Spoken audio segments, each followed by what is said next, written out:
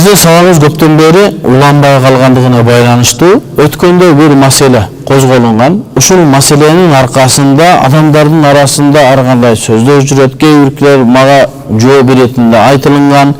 Мына бизге ислам, биздин камера тартып, биздин сабактарды чыгарып аткан балага кайра ошол видеолорду жөнөтүп, ол жака жооп берсин, ол жака эмнеге айтпайт, бул жака жооп берилбейби, ушул бойдон калабы деген. Мен ушул маселеге жооп берүүнү каалабадым эле.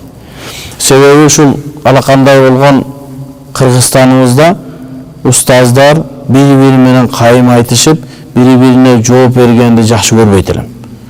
Бирок эми бизге ошондой бир сөздөрдү айткан болсо, анан аны жөн таштап койсок, бизден илим алабыз дегендерге, биздин фатваларды алабыз дегенге, бизден сабак алабыз дегендерге бир бөгөт коюлгандай болуп калат. Демек бул маселелерine туура эмес айтат экен. Ошого мындан албайлы деген болбосун деп, жанагы күмөнү таштап койгон күмөндү кайра адамдардан жок, андай күмөн жок деп, ошол маселени чечип коюш үчүн ушул маселеге токтолайын деп турам. Эмесе ушул маселе боюнча сүйлөгүм келбеди эле.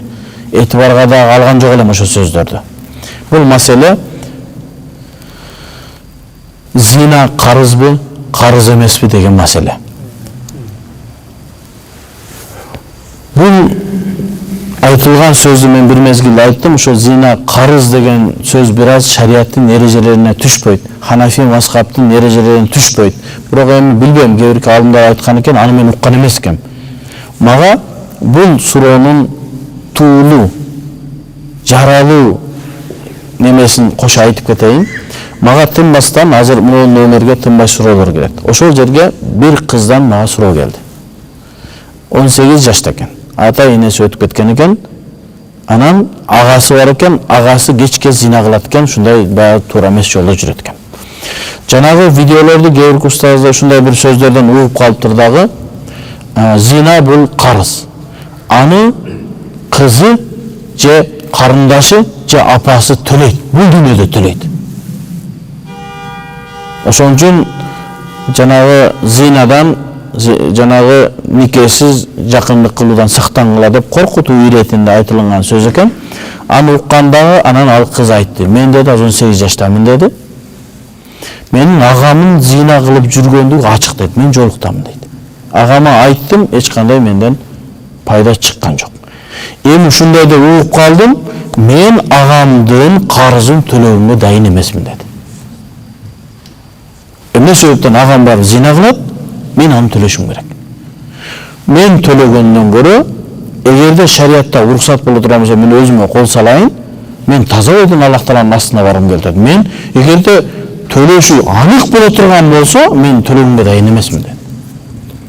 Анан кийин мен айттым, жок карындашым, андай маселе жок. Ар ким өзүнүн кылган күнөөсүнө өзү жооп берет. Сенин ошол агаң зина кылган болсо, ал өзү жооп берет кыяматта. Бул дүйнөдө сен жооп бербейсиң. Деп аны жошутуп, маселени чечти. Ал туура эмес, туура эмес ал сөз. Ал коркутуу иретинде гана айтылган сөз болушу мүмкүн, ал исламдын эрежесине түшпөгөн маселе. Деп айтканымдан кийин, ушинтип сабак кылып атканыбызда бир момент келип калды, анан айттым, ушундай сөздөр бар экен, андай нерсе жок. Ханафи мазхабта карыз деген маселе жок. Агаң зина кылса, карындашың төлөйт деген жок. Сен өзүң мойнуңду үзүргө, сен өзүң жооп бересиң. Сен кылганыңа эмне себептен апаң жооп бериш керек? Эмне себептен апаң зина кылыш керек? Сен кылган зинаңа. Сен кылган зинаңа эмне себептен карындашың зина кылыш керек? Ал апаң менен карындашың эмне күнөө? Эгерде ошондой боло турган болсо, ата энелер балдардын аркасынан карындаштар жүрүш керек. Мына зина кылып койбосун, зина кыла турган болсо эртең биз жооп берип калабыз, биз төлөйбүз деп.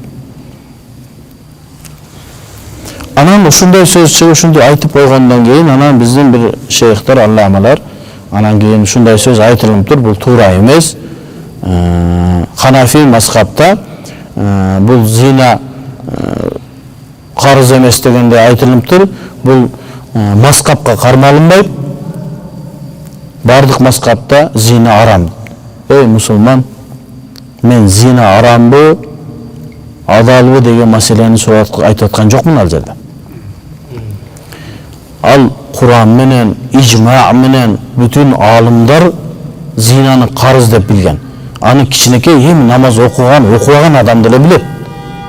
Эмне адамдардын астына чыгып, зинанын маселесине маскапка кармалбайт деп артисттик кылып атасың? Мен ал жерде зина карызбы, карыз эмеспи деген маселени айттым. Зинанын арам экендигине шек күмөн жок. Зина арам, тозокко түшөсүң. Андан кийин жалпы эреже бар, каида. Ла тазиру азрату визра ухра деген аят бар. Ал аятта эмне деген? Бирөөнүн күнөөсүн бирөө тартпайт. Шариятыбызда бул каида амма дейт. Жалпы каида амма. Жалпы эреже. Sen bireyin maşinesini vurdun sen төлөйсүң. Sen bunu öldürdün sen камаласың. Жалпы эреже бул. Ошол эрежени ошо аятта айтсам, бул аятты башка алымдар дагы далил кылган. Бул шариятыбызда эң белгилүү каида эреже, жалпы эреже деп айтылат. Десем, ошону айтып атат, "Ой, ла тазиру вазату визра ухра", ошондой.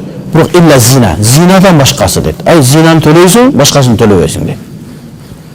Анан шариаттын атынан сүйлөп аткандар усулга, эрежеге карап сүйлөсө жакшы болот. Bir аятты таксис деп коет усул эрежесинде. Бөлүп үчүн өзүнө окшогон мутаватир аят келиш керек.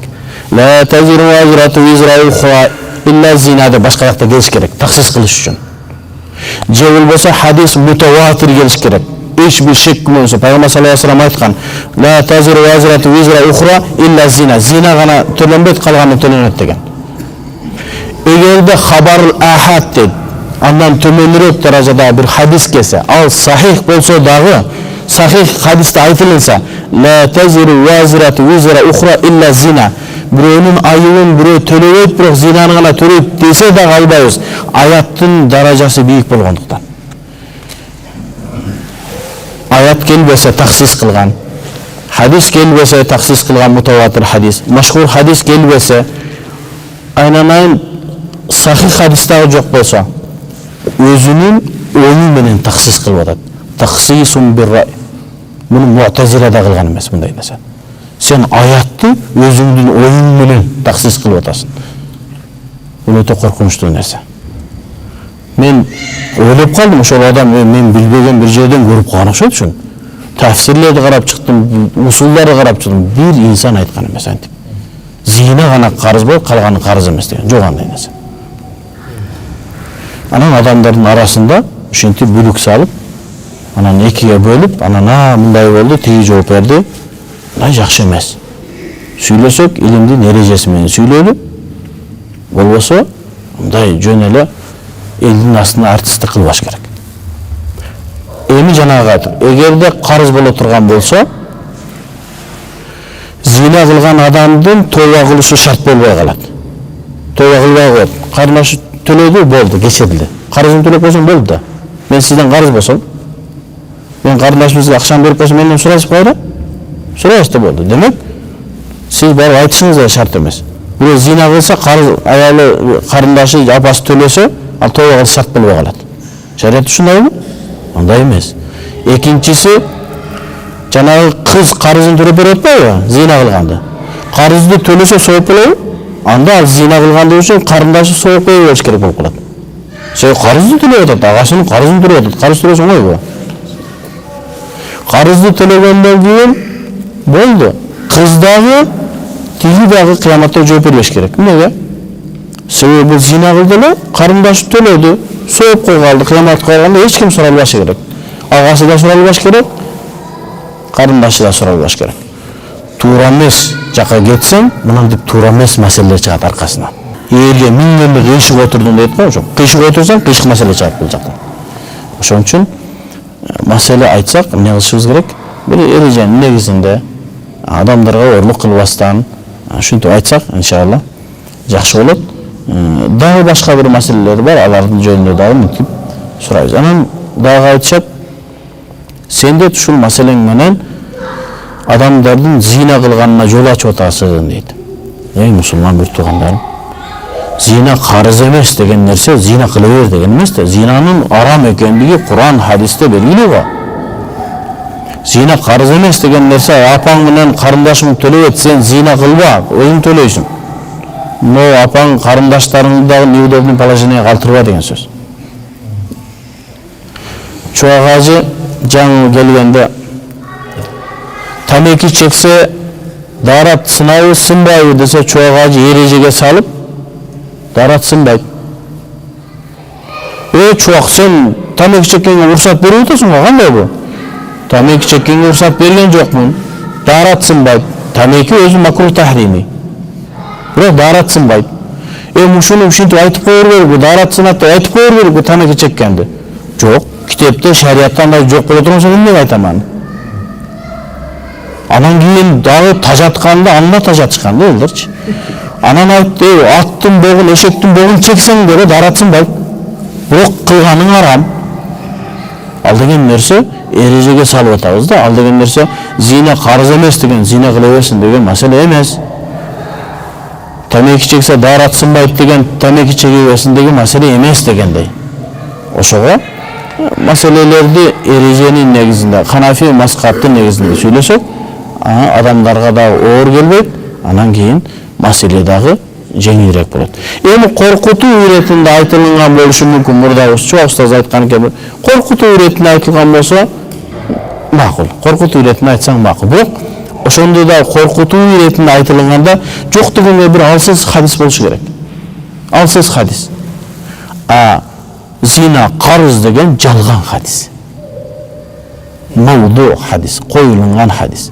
Ал эми имам Шафиидин сөзүн алып келип ушундай дейт. Имам Шафиидин сөзү, имам Шафиидин сөзүнүн сөзү эмес, бул чоң проблема. Чында имам Шафиидин өрү эмес деген алдындардын арасында талаш бар. Экинчиси, ошондой өрү болгондо да имам Шафиидин сөзүнөн далил алабыз биз. Имам Шафиидин сөзү менен аятты таксис кылабызбы? Ошон үчүн ар бир сөзүбүздү эреженин негизинде сүйлөсөк, элдин арасында фитна, бир жаман нерсе чыкпайт. Аллах таалам ыраазы болсун.